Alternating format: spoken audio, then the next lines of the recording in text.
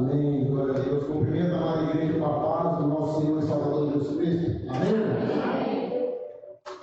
Abra suas Bíblias comigo em Lucas, capítulo 23. Lucas, capítulo 23.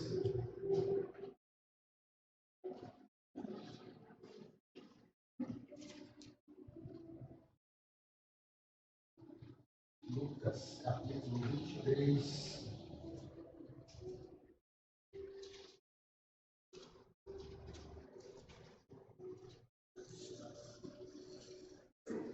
Lucas, capítulo 23.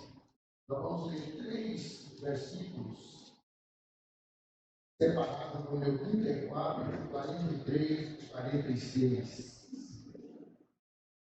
Vamos, enquanto estão abrindo as Bíblias, Lucas, capítulo 23, quero só dar um recado. No final de semana, 10, 11 e 12, estará acontecendo a nossa convenção ali em Anápolis, convenção do Ministério Brasil para Cristo, né? Eu sou obrigado a estar presente, eu sou obrigatório. Os irmãos se sentirem, né, o desejo, eu acho que eu já mandei o link lá no grupo, tem que fazer inscrição, né, tem que organizar, então será no dia 10, 11 e 12 a convenção. Eu vou estar lá no dia provável 11 e 12, não com a sexta. Então, se o irmão tiver interesse e quiser fazer inscrição, se não tiver conseguindo, fala comigo, nós organizamos. Lucas, capítulo 23.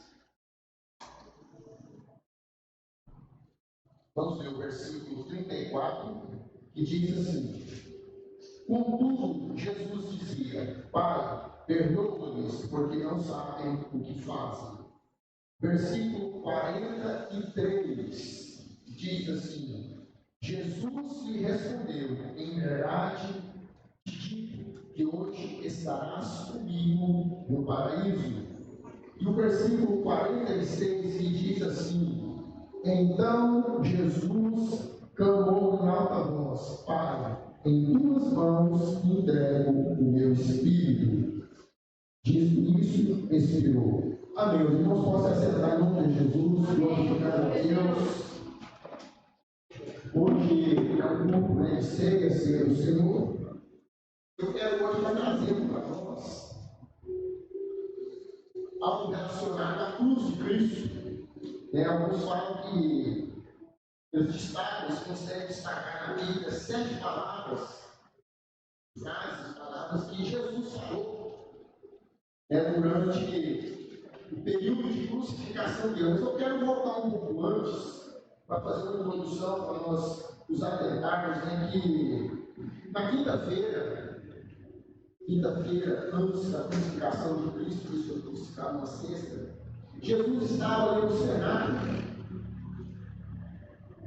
Jesus estava no cenáculo ali, ele tinha pedido aos discípulos para que preparassem uma ceia.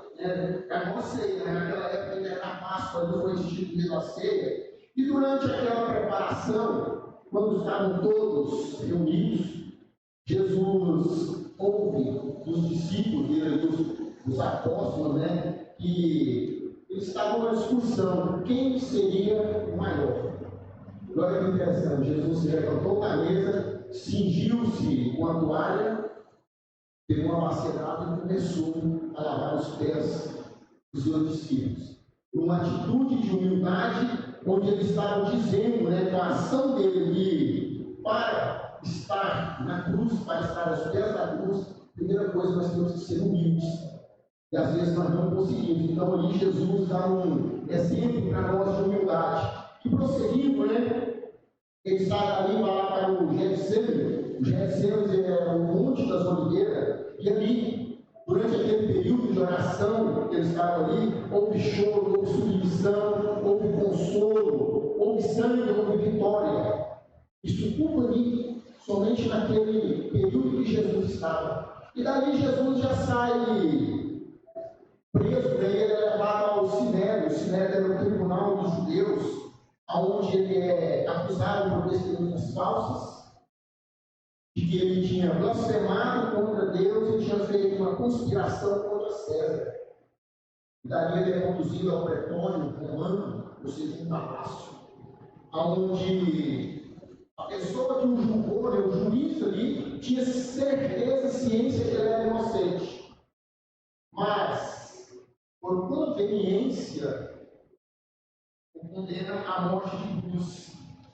Mas a palavra de Deus nos informa que ele não foi para a cruz, né, porque Pilatos o sentenciou. Não foi por isso.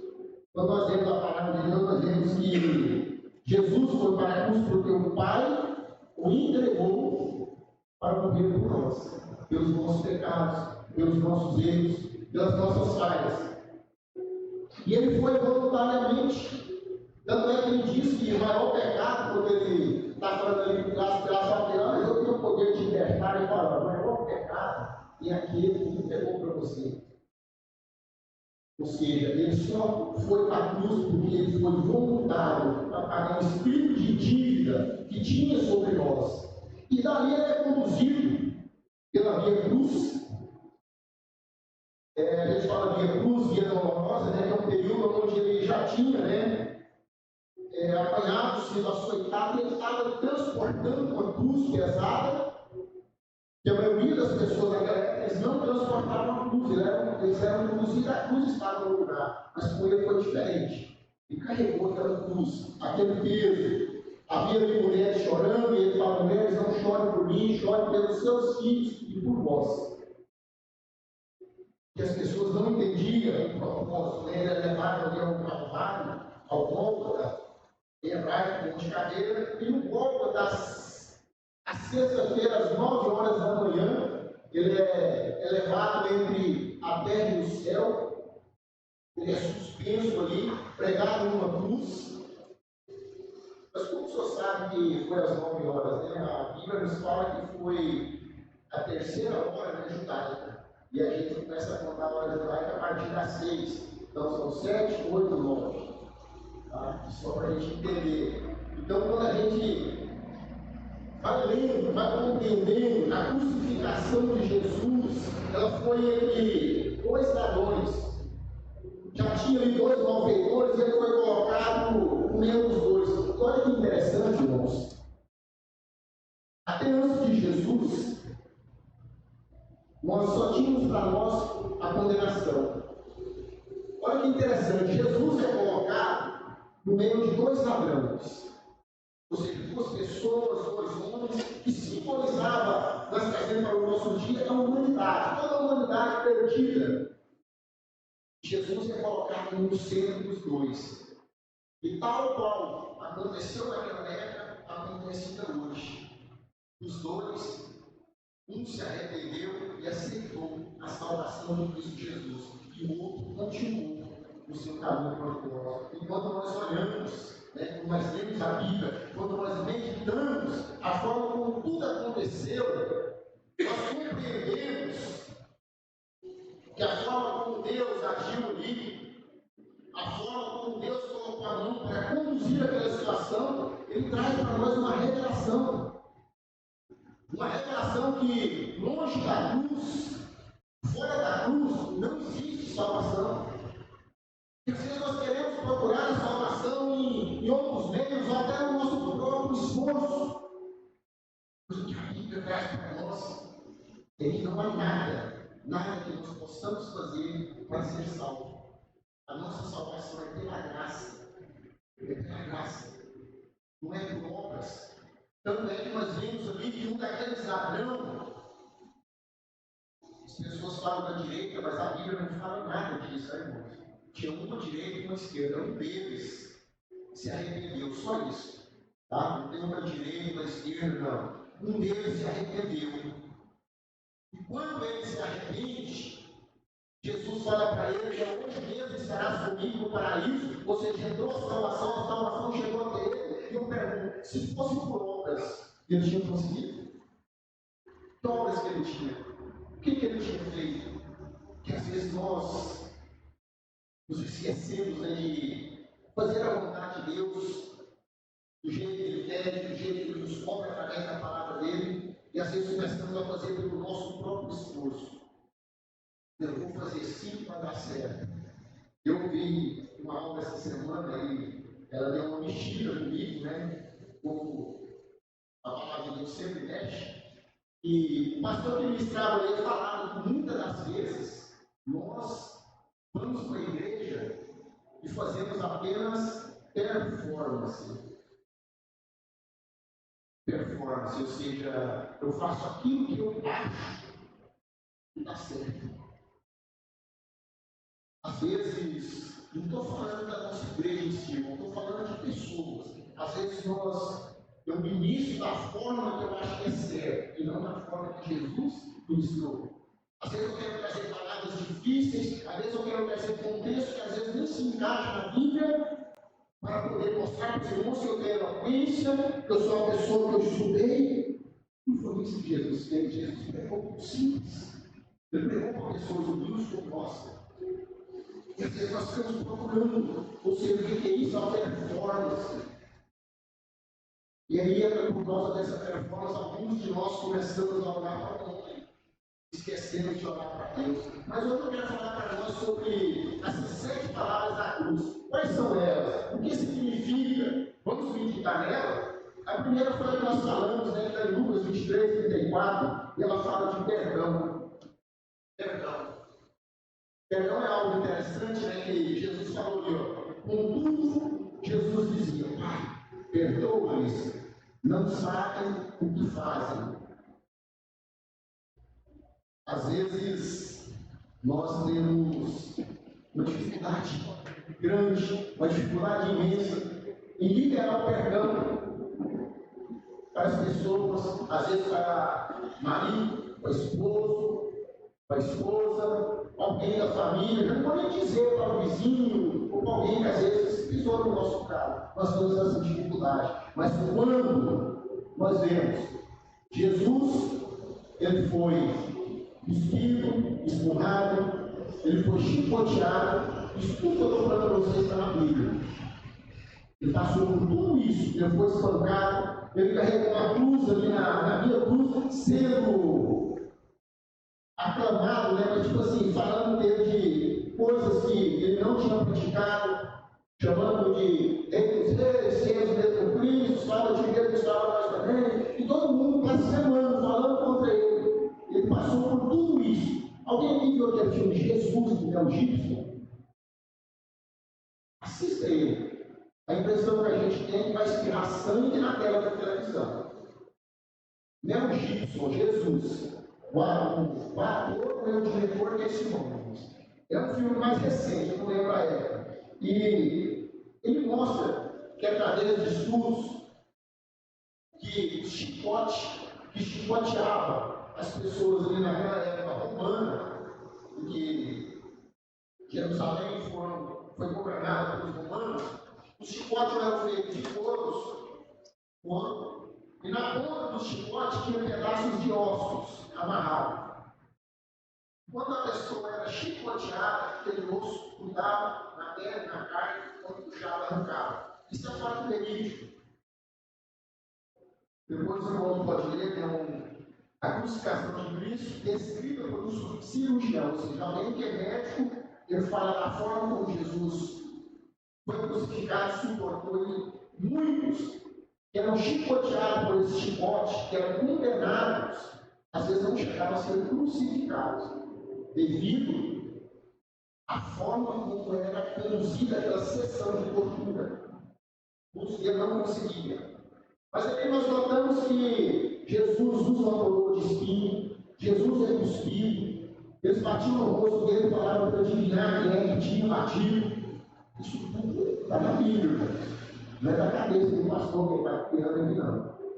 E após tudo isso, quando ele é conduzido até a cruz, e que ele está pregado lá em cima, no meio de 2 malfeitores, ele começa a orar ao Pai e diz: Pai, perdoa-os, eles não sabem o que fazem.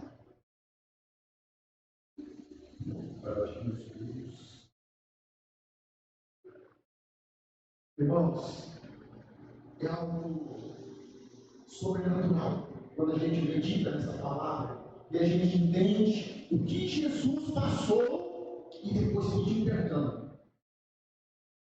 pelas pessoas, orando ao Pai, Pai, perdoa-nos. E nós, às vezes, eu falo muito de família, né, irmão? Às vezes eu não quero perdoar uma camisa mal passada que a esposa passou, ou agora uma roupa mal botada, ou um mulher que ficou. Irmãos, nós temos que ser mais crentes, mais cristãos. Nós temos que perdoar. Jesus perdoou. Jesus pediu para que o Pai os perdoasse aquelas pessoas. Pessoas que tinham tramado contra ele, pessoas que tinham conduzido ele até ali à morte. E às vezes nós continuamos trazendo sobre nossa vida, sobre os nossos dons, né? Vamos dizer assim, peso de que não, eu não perdoo. Não, eu não dou conta. Será que algum de nós passou? Eu não. Mas eu acho que, humanamente falando, acho que um de nós passamos. Talvez nem a metade do que Jesus passou. Porque às vezes o que nós passamos é alguém que fala mal da gente. É alguém que às vezes pega algo na gente, devolve, ou xinga, porque a gente nunca falou, nunca foi, vamos dizer dessa forma assim, maltratado ao ponto de ter a carne machucada. Para a gente não perdoar, para a gente não liberar o perdão. Às vezes nós reclamamos. E dessa pequena passagem de intervenção, Jesus paga o mal com o bem. E nós, quando alguém fala mal da gente, o que a gente faz? Por falar também, né? É rápido. Quando alguém se levanta contra a gente, o que a gente faz? Principalmente quando a gente fica nervoso, né? E Jesus tinha todos os motivos. Às vezes eu, né, na minha carne, às vezes eu estou sentindo uma dor ali, né? Graças a Deus eu não estou bem, mas o dele está doendo, a coluna está doendo, eu estou percebendo não. Geralmente eu não trato mal, não trato bem também. Não tem assunto. Isso por causa do amor mínimo. Às vezes nós fazemos isso. E quando nós olhamos a forma como Cristo que manda, né, que determina que nós sejamos iguais a Ele, que nós amemos igual Ele amou, que nós perdoemos igual Ele perdoou, nós não conseguimos. Nós não conseguimos. Olha que interessante, às vezes quando alguém fala assim, o pastor é feio. Aí eu chego em casa ali, vou orar, porque o irmão falou que eu sou feio, que eu sou baixinho, que eu sou gordo, que eu sou enjoado. Nós fazemos assim, né? Aumentamos. Jesus não. Ele atenuou, perdoou-os. Eles não sabem o que fazem. Mas Jesus atenuou. E nós não. Nós às vezes nós aumentamos para poder, né, criar algo maior. O que me traz mais a reflexão é que essa atitude de Jesus, no meio de dois malfeitores, de orar ao Pai, pregado numa cruz, enquanto os dois, Mateus fala que os dois estavam blasfemando, xingando soldados, falando mal deles, os dois no começo. Mas após Jesus orar ao Pai, para ser perdoa-nos, eles não sabem o que fazem. Um deles reconheceu que estava errado. Um deles reconheceu que era um pecador. Um deles reconheceu que aonde ele estava era merecido, mas Cristo não. A atitude de Cristo ali trouxe uma reflexão, trouxe uma mudança na vida daquele homem. Glória a Deus. E às vezes nós lemos a palavra de Deus, nós vemos o que é que Cristo fez, e não deixamos a palavra de Deus nos transformarmos. Não deixamos a palavra de Deus nos moldar, mudar o nosso coração, a nossa mente. Nós continuamos com aquele coração endurecido, aquele coração petrificado, seu desejo de perdoar, seu desejo de liberar o perdão para aquela pessoa. irmãos. Nós somos seguidores de Cristo. Nós somos seguidores de Jesus. Ele perdoou, nós temos que perdoar.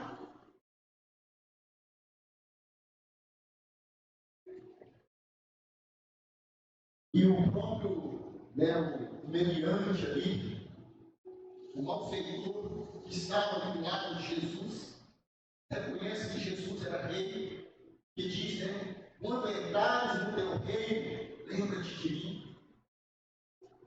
E olha que interessante, irmãos.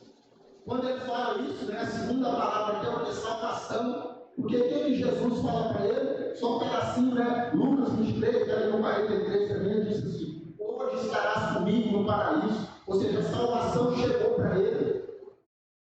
A salvação chegou para aquela pessoa através do arrependimento. Ele se arrependeu e a salvação veio até ele. O que é mais interessante, quando houve esse arrependimento, que ele se arrependeu, que ele foi perdoado, ele já foi salvo. Porque às vezes nós achamos que salvação é um processo. Não, a salvação não é um processo, a salvação é imediata, irmãos. Quando nós lemos a palavra de Deus, esse homem foi salvo imediatamente, pelo arrependimento. Agora, nossa vida em Cristo, quando nós estamos em Cristo, aí é um processo de transformação do nosso ser. É através de Cristo, é através da mensagem de Cristo, através da mensagem da cruz que eu aprendo a perdoar, eu aprendo a conviver com as pessoas que têm um pensamento diferente do meu, às vezes até atitude diferente da minha, mas é através de Cristo Jesus, da forma como Cristo Jesus viveu e inspirou, que eu aprendo a conviver com essas pessoas. Nós convivemos, temos que conviver com pessoas de pensamentos diferentes. Eu só não posso aceitar o pensamento dele sobre a minha vida. Eu só não posso deixar que o pensamento dele corrompa aquilo que o Espírito Santo de Deus já colocou dentro de mim. Isso eu não posso deixar. E às vezes nós quando somos apontados, questionados por Deus, ou pela própria palavra de Deus, que nós estamos fazendo, fizemos alguma coisa de errado, geralmente a nossa atitude não é de reconhecer, geralmente a nossa atitude é de justificar. Você fez isso errado, fulano, não cabe justificativa. O malfeitor na cruz, ele não ficou lá falando para Jesus: Jesus, eu contei mesmo, mas é porque não teve jeito, sabe, Jesus? Não. Ele simplesmente reconheceu: eu estou aqui pagando pelo meu erro. As pessoas dizem que nós justificamos erro, mas não reconhecemos as nossas falhas. E isso traz situações sobre nossas vidas que às vezes nós não conseguimos resolver. Mas eu fico muito agradecido da forma que Deus deixou escrita a palavra de Deus em um homem salvo, Só que nós entendemos que essa salvação não foi pela obra, foi pela graça. Foi pela graça de Deus, foi Deus que permitiu que aquela salvação chegasse até nós. E aí, a palavra de Deus nos fala: quando nós estamos em Cristo Jesus, quando nós vivemos em Cristo Jesus, nós temos certeza da nossa salvação. Porque às vezes nós temos certa dúvida. Mas será que o Senhor morreu hoje no do céu? Se você estiver em Cristo Jesus, sim. Pastor, mas eu ainda peco. Todos nós pecamos, irmãos. Nós pecamos. A diferença nossa é que nós pecamos, mas nós nos arrependemos, nós pedimos perdão.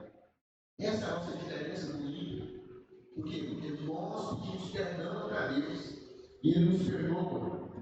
E Ele limpa, e Ele tira todo mal.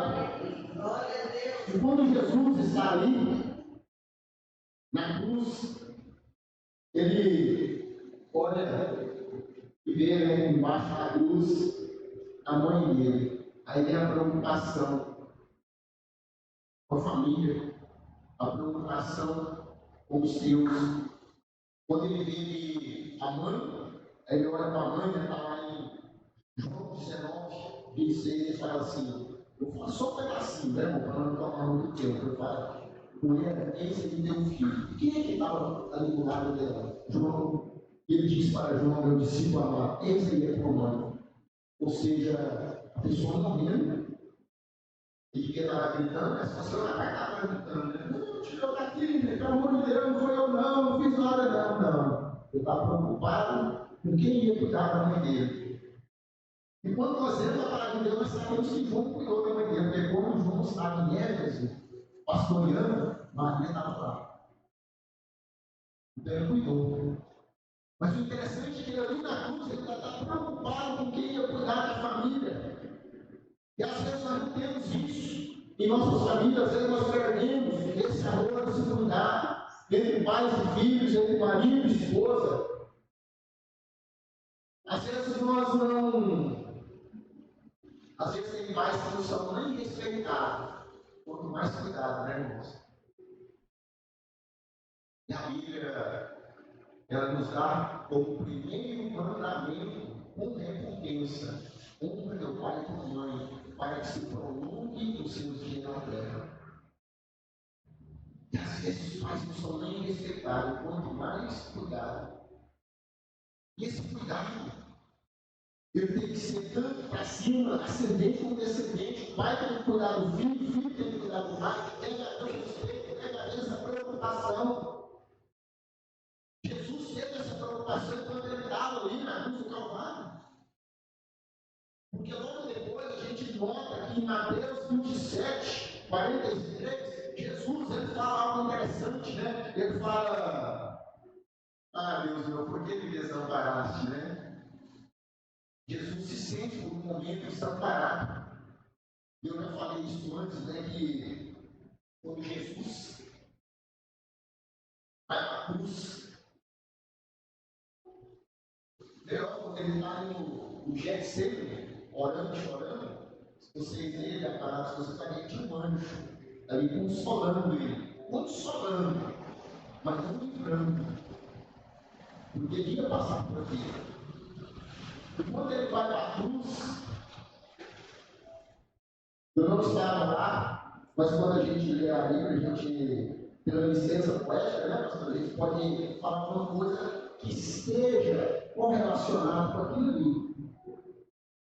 No momento onde o pai vira as costas para o filho, de meio-dia até 3 da tarde, houve trevas, ou seja, como se o próprio sol escurecesse. Houve algo sobrenatural. E Jesus sentiu que ele estava separado do Pai. Porque a dor que Jesus teve ali na cruz do Calvário não era a mesma dor dos malfeitores. Porque os malfeitores eles estavam com dor física, simplesmente. Mas sobre Cristo foi colocada a ira de Deus, a ira contra o pecado, tudo derramado sobre Jesus. E ele fala ali, Senhor, meu Deus meu, por que me desamparaste?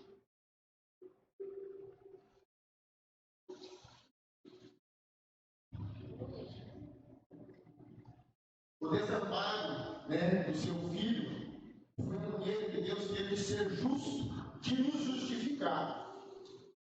Porque se ele não desampara o filho ali, se o filho não morre por nós, pelos nossos pecados, pelos nossos erros, nós não teríamos a vida eterna, nós não estávamos condenados ao inferno.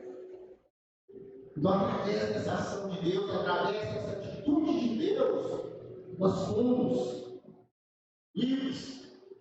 Os nossos pecados foram perdoados. E hoje sabemos que a salvação que para nós é como graça de graça, para Jesus tem um preço alto, uma morte de cruz. E às vezes nós não compreendemos, não entendemos. A próxima palavra fala de agonia, quando Jesus diz, eu tenho sede. Ele está falando que Eu sou humano. A minha parte humana está sofrendo, a minha parte humana está sentindo. Ou seja, ele é um verdadeiro homem.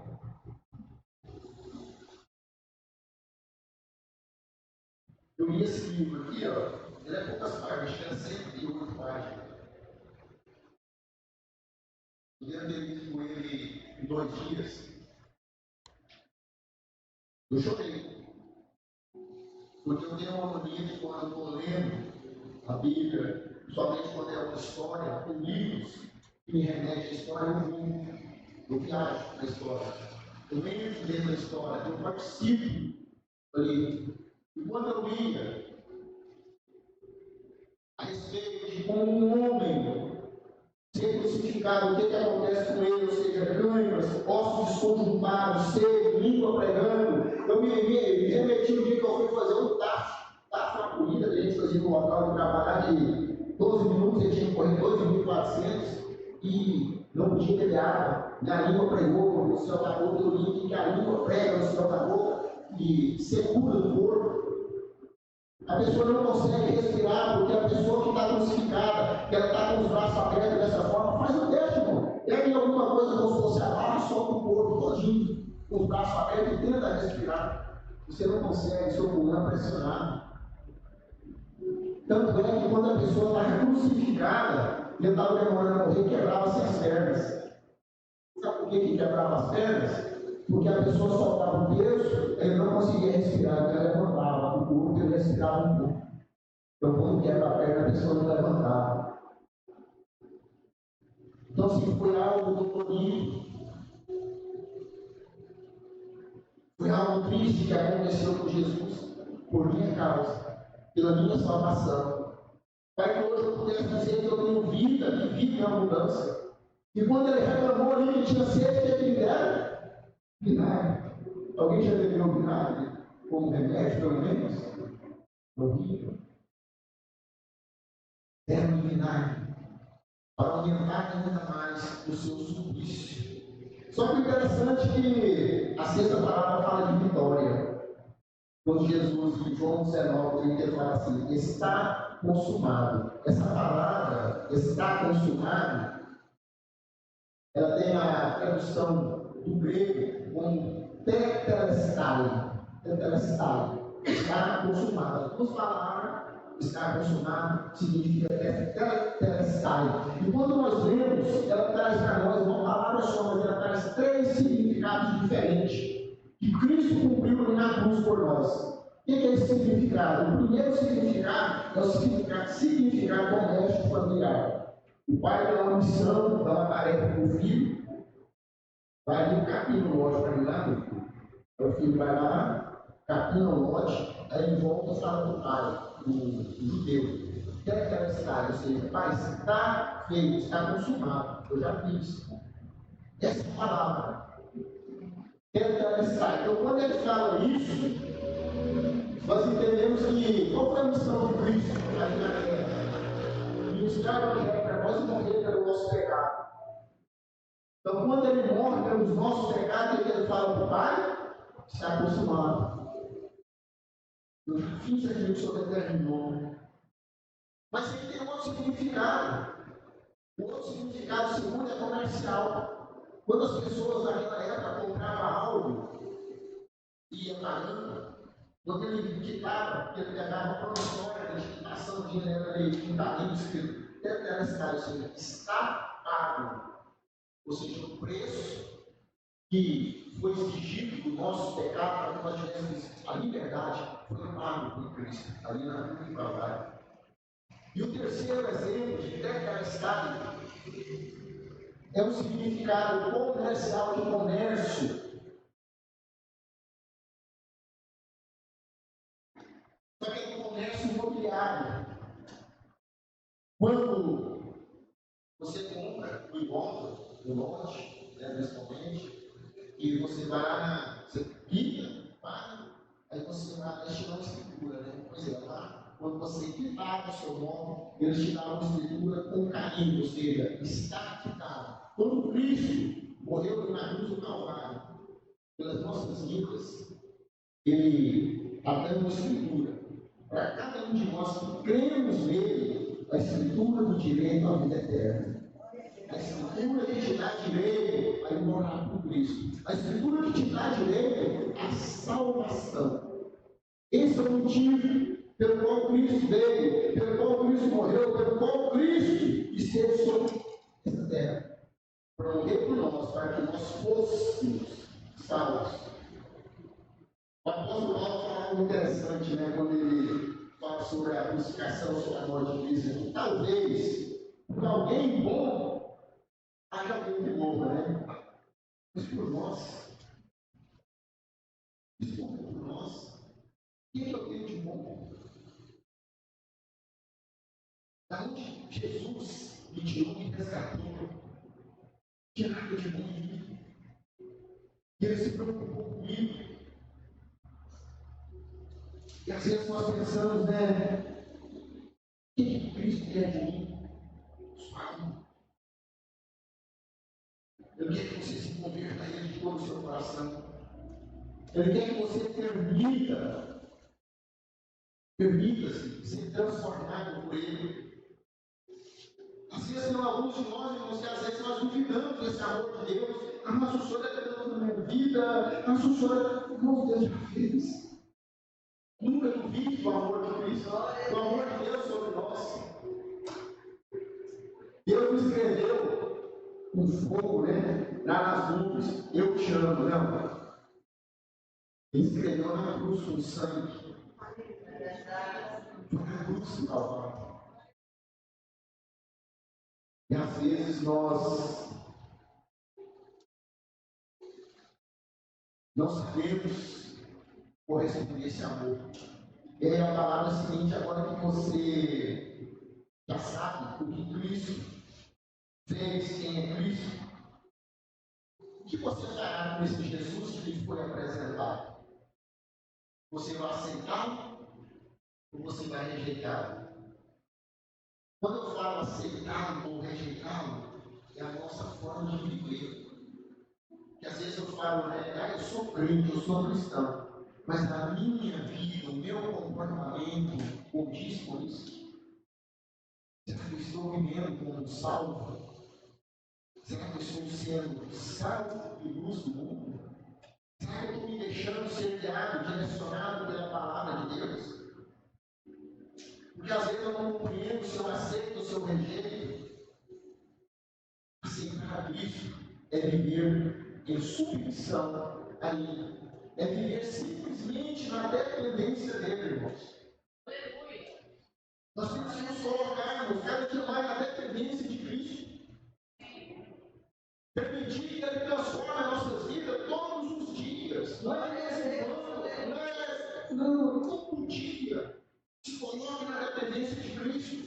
Que esse Senhor mude meu coração, transforme meu coração, transforme minha mente. Porque às vezes nós pensamos que não, eu já estou bem, eu já estou quase santo. Não. O apóstolo Paulo fala que os pecadores serão pior. Porque o bem que eu quero fazer, esse eu faço. Mas o mal que eu não posso fazer, quando eu vejo, eu não fiz. Assim somos nós. Então nós temos que estar ao pé da cruz, aos pés de Cristo, pedindo, implorando, rogando, chorando a Ele para que transforme nossas vidas, mas nós temos que nos entregar, nós temos que nos permitir ser transformados. Às vezes não permitimos. Às vezes eu falo, Senhor, eu estou passando aí, só um exemplo, eu estou passando 3 horas no celular, Senhor, tira esse celular de mim, mas eu não tenho coragem de desligar o celular. Não tenho coragem de ter uma atitude, irmãos. Jesus, Deus, Ele já nos deu os meios. Mas nós compreendemos e põe em prática em nossas vidas. Você quer a bússola do cristão, a bússola do crente? Aqui tem resposta para tudo, irmão. Glória a Deus. Amém? Vamos que nós possamos compreender que a cruz de Cristo, a cruz a qual Jesus foi ali, crucificado, foi morto, sepultado, ressuscitou no terceiro dia. Ela representa a vitória, porque ela está vazia. Ela representa parte da nossa salvação.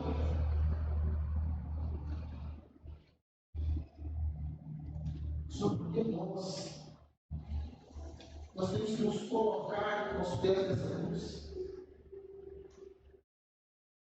Às vezes a nossa preocupação dentro do mar é quem é que manda lá em casa? Eu você, pastor. Não, tinha que ser eu, né? Foi você. Não, não é isso que está em jogo. O que está em jogo é a salvação. O que está em jogo é se eu sou uma pessoa humilde. Se eu sou uma pessoa que eu sei tratar com meu irmão. Se eu sou uma pessoa que eu sei conviver em harmonia. É isso que Cristo está pedindo de nós. E às vezes nós não compreendemos. Amém, irmãos? Vamos se de em nome de Jesus. Abra suas Bíblias comigo em 1 Coríntios, capítulo 11. Quero convidar a pastora Renata para estar nos auxiliando hoje. 1 Coríntios, primeira carta aos Coríntios, capítulo 11.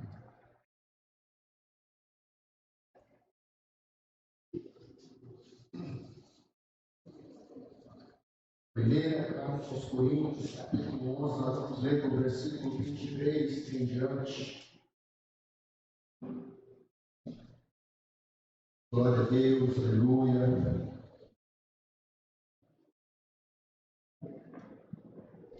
Primeira Coríntios, capítulo 11, versículo 23 em diante.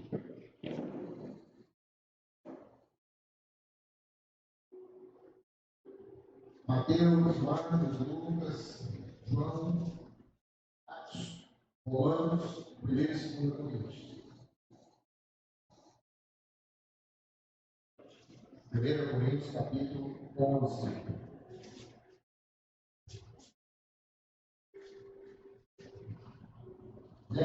A palavra de Deus diz assim: porque eu recebi do Senhor o que também vos entreguei. Que o Senhor Jesus, na noite que foi traído, tomou o pão e, tendo dado graça, compartiu e disse: isto é o meu corpo que é dado por vós. Fazendo isso em memória de mim, porque por semelhante modo, depois de haver ceado, tomou também o cálice, dizendo: este cálice é a nova aliança, o meu sangue. Fazei isso todas as vezes que bebereis em memória de mim. Porque todas as vezes que comerdes este pão e beberdes esse cálice, anunciais a morte do Senhor até que ele venha. Por isso, aquele que come e bebe, aquele que comer o pão e beber o cálice do Senhor indignamente, será réu do corpo e do sangue do Senhor. Examine-se, pois, o homem a si mesmo, e assim coma o pão e beba o cálice. Pois quem come e bebe sem discernir o corpo, come e bebe juízo para si. Irmãos, a palavra de Deus ela vai nos instruir. Ela fala que nós devemos nos examinar. Quando ela fala que nós devemos nos examinar, ela não fala aqui que, olha só, participa da ceia os santos, faz santinho. Esse não errou, não. Nós todos somos pecadores e nós participamos da ceia como pecadores. Só que quando fala examinar, está falando para mim, o que você fez de errado hoje, pastor? Eu falei mais alto, alguma coisa assim, peça perdão, corrija seu erro. Você examine você. Olha para dentro de você, o que você fez? O que você fez que desagradou a Deus? Peça perdão. E assim participe da ceia, porque a ceia é a comunhão. A ceia é a comunhão. A comunhão entre nós e Cristo. Eu quero ler algo. Eu achei muito interessante. Ele fala sobre o menino judeu. É rápido, irmãos, só um minutinho. Não vai ser mais de 1 minuto, não. O menino judeu, aos 13 anos, ele passa por uma celebração chamada Bar Mitzvah. Bar, filho mitzvah, mandamento, ou seja, filho do mandamento.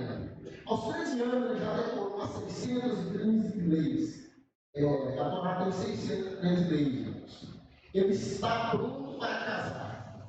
Ele escolhe uma noiva que tem aproximadamente a sua mesma idade, vai à casa dela, bate a porta, levando com ele uma cortina prata, o suco de uva e o contrato. Quando os pais abrem a porta, ele olha para a moça e pergunta: quer casar comigo? Se ela disser sim, ele coloca aquela cortina de prata sobre a mesa e diz ao pai: está pago, ela é minha. Enquanto ela bebe o suco de uva, eles assinam o contrato. E ele faz uma declaração solene para ela: na casa de meu pai há um lugar reservado para você morar. Ele vai embora sem levar a moça. Os amigos perguntam para ele: quando você vai buscar a noiva? Ele diz: o dia nem a hora eu sei, só o papai sabe. Quando Jesus bateu na tua porta e você disse sim, ele não te comprou com prata, mas com sangue. Toda vez quando você celebra esse momento da ceia, e ceia é só para quem já se casou, ou seja, para aqueles que são casados com Cristo, aqueles que têm um compromisso com Cristo, aqueles que morreram para o mundo e nasceram para Cristo, esse é o simbolismo, né? Quando você bebe o sangue, ele também faz te lembrar e te traz uma declaração solene. Creia em Deus, creia também em mim. Na casa de meu pai há muitas moradas. Falando de Jesus, que está em João 14, versículo 1 a 3. Irmãos, a ceia é para nós que temos compromisso com Cristo. A ceia é para nós que estamos em comunhão com Cristo. A pessoa que é batizada, a pessoa que está em comunhão, a pessoa que tem, mesmo que ele não seja da nossa igreja, mas que ele é cristão, ele decidido, ele pode participar da ceia. E a ceia é o que nos traz um fortalecimento espiritual. Os irmãos entendam, compreendam. E às vezes a pessoa fala: mas eu peguei hoje cedo, aí seu pai fala assim: eu vou morrer amanhã. Se você pediu perdão, você não vai morrer, não. Quando a palavra de Deus fala que tem muitos que dormem porque persistiram no erro e não consertaram. Amém? Estenda os seus irmãos para cá em nome de Jesus. Vamos orar para nós consagrar esse elemento. Senhor Deus, Deus de poder, Deus de graça, Deus de misericórdia. Pai, nós apresentamos agora esses elementos da ceia. Nós apresentamos ao Senhor do plano, Pai. E confeio, Pai, pelo homem que ele trabalha. Mas que agora, Pai, nós estamos apresentando ao Senhor, Pai, que o Senhor nos consagre, Pai, que a poderosa mão do Senhor esteja sobre, Pai, este pão. Pai, nós temos ciência, Pai, que não será, Pai, transubstanciado. Ele não será transformado na carne de Cristo, mas ele representa para nós o corpo de Cristo, Pai. Pai, da mesma forma, do sumo de uva, Pai. Nós pedimos ao Senhor, Pai, que Jesus coloque a força do teu sangue, Pai, sobre isso, Pai. Cada um dos que venha participar da tua ceia agora, Pai, possa ser curado, Pai, fisicamente e espiritualmente, Pai. Pai, em nome de Jesus eu te peço, Pai, que esses elementos, Pai, agora apresentados ao Senhor, Pai, sejam consagrados, Pai, e que venha servir para nós, Pai, como memorial, Pai, daquilo que Cristo fez ali na cruz do Calvário, em prol das nossas vidas, Pai, para que nós possamos ter liberdade em Cristo Jesus. Os irmãos que vão participar da ceia podem vir aqui à frente, aqueles que vão poder se sentar, pegar e retornar para que nós possamos estar participando todos juntos em nome de Jesus. Cristo já nos preparou o lugar que nos comprou e agora nos convida a cear.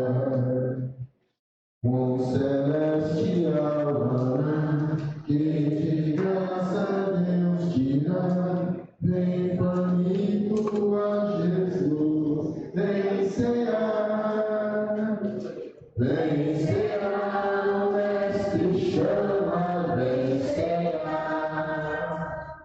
Mesmo hoje tu te podes saciar, Os pães multiplicam.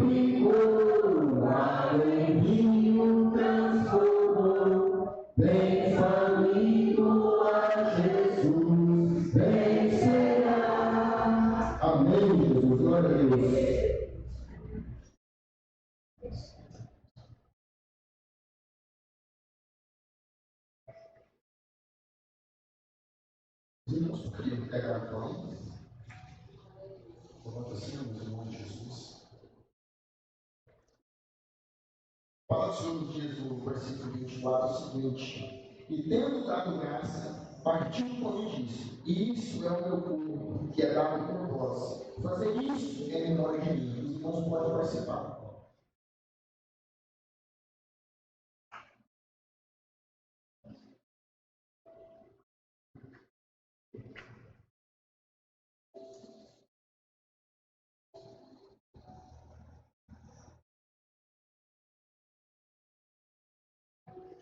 Agora os irmãos podem pegar o sul.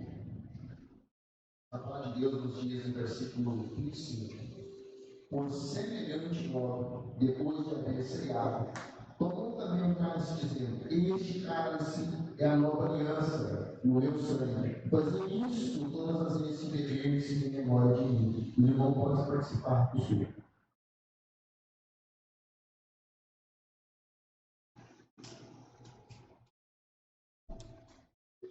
Senhor, meu Deus, Deus do poder, Deus de graça, Deus de misericórdia. Pai, nesse sangue, Pai, que nós participamos, Senhor, do memorial. Memorial de ceia, Pai, que traga a nossa lembrança, Senhor. Traga a nossa lembrança do sacrifício de Cristo. Pai, que a palavra foi ministrada, Pai, sobre a cruz, Pai. Que nós venhamos a compreender o que foi, Pai, o que foi realmente que Cristo fez em prol dos nossos pecados, Pai. Que Jesus morreu, deu sua vida ali, Pai, para que nós pudéssemos ter vida e vida em abundância. E essa vida em abundância é em Cristo Jesus. Que nós possamos, Pai, viver de tal forma que nós não venhamos a inutilizar o sacrifício que Cristo fez. Que nós possamos, Senhor, cada vez mais viver como servos, cada vez mais viver na dependência do Senhor. Pai, que estes elementos que nós participamos agora para ser do Senhor venha, Pai, trazer sobre nós, Pai, trazer sobre nós cura espiritual, cura física, Pai, trazer sobre nós purificação, trazer sobre nossas vidas, Pai, meditação, para que nós possamos, Pai, entender que sem o Senhor, que longe do Senhor não há vida, que longe do Senhor não há esperança. Que isso esteja em nosso coração, Pai, para que nós possamos, Pai, sair da nossa inércia, Pai, sair, Pai, dessa nossa paralisia, Pai, e viver cada vez mais, Pai, na presença do Senhor, fazendo aquilo que o Senhor tem proposto para cada um de nós, Pai. Abençoa a tua igreja, Pai. Abençoa o teu povo, Pai. Dando para eles sabedoria, discernimento, Pai, da palavra do Senhor. Fala o coração de cada um, fala a mente. Coloca o fogo do desejo, Pai, em nosso coração, Pai, para que nós estejamos dia após dia meditando e vivendo a palavra do Senhor. Nós pedimos, Pai, em nome de Jesus, em nome de Jesus, em nome de Jesus, em nome de Jesus. Amém, Jesus, glória a Deus.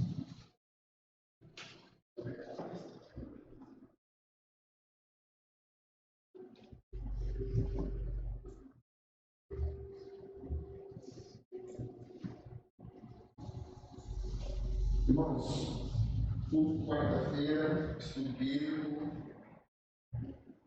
Sexta-feira, culto sob direção das irmãs, oração. E domingo, culto da família. Quero agradecer a presença dos visitantes. O irmão Marco, né, da visitador, né? Sentir falta do Senhor, né? E Guilherme foi